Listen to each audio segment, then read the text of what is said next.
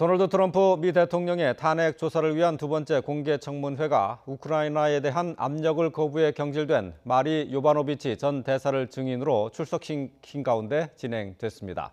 반박 수위를 높이고 있는 트럼프 대통령은 우크라이나 대통령과의 첫 번째 통화 녹취록을 공개했습니다. 강태혁 특파원입니다. 출석 증인은 마리 요바노비치 전 미국 대사. 우크라이나 압박에 동조하지 않았다가 지난 5월 경질됐습니다. 자신이 비공식 채널을 통한 비방전의 희생자라고 말했습니다. What continues to amaze me is that they found Americans willing to partner with them and working together, they apparently succeeded in orchestrating the removal of a U.S. ambassador. 비방전을 주도한 것으로 알려진 줄리아니에 대해 공격 동기를 이해하지 못한다며 접촉도 최소한으로 했다고 말했습니다. 또 부패한 이해 관계자들로부터의 공격이 국무부의 위기를 초래했다고 지적했습니다.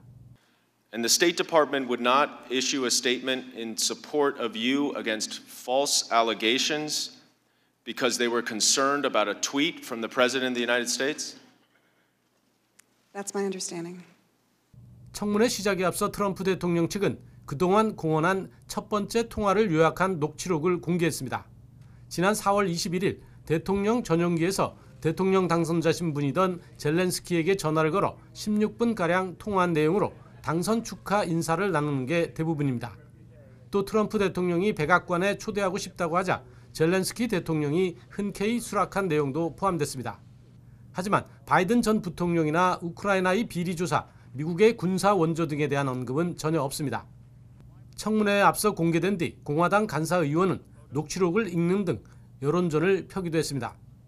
I think it's important that I read this into the record so that there's no confusion over this first phone call that occurred.